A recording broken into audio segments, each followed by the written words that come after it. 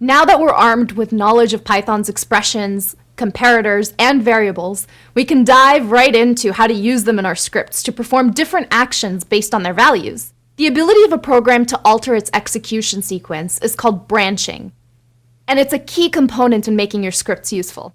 You probably use the idea of branching a bunch for example, if it's before noon, you might greet someone by saying good morning instead of good afternoon or good evening. If it's raining outside, you might choose to take an umbrella. If it's cold, you probably wear a jacket. In your scripts, you can instruct your computer to make decisions based on inputs too. Let's take a look at an IT-focused example. In many companies, new employees can choose the username they'll use to access the company's systems, and usually the chosen username needs to fit with a given set of guidelines.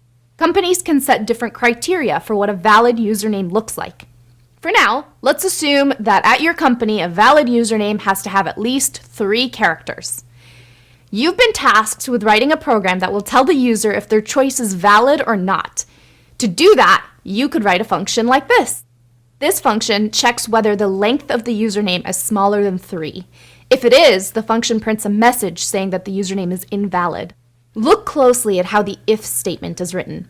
We write the keyword if followed by the condition that we want to check for, and then followed by a colon.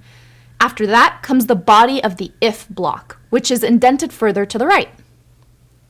You may notice that there are some similarities between how an if block and a function are defined. The keyword, either def or if, indicates the start of a special block. At the end of the first line, we use a colon. And then the body of the function, or the if block, is indented to the right. But there's also an important difference between how an if block and a function are defined. The body of the if block will only execute when the condition evaluates to true. Otherwise, it's skipped.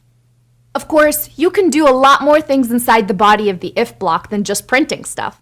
As we expand our programming abilities, we'll learn how to do things like shorten text that's too long, delete a file if it exists, start a service if it's not running, and a bunch more. If your code is inside a function, you could also choose to return a value depending on whether a certain condition is met.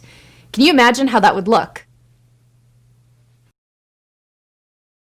By now, you know how to define functions, and inside those functions, you can now make your program do something only when certain conditions are met.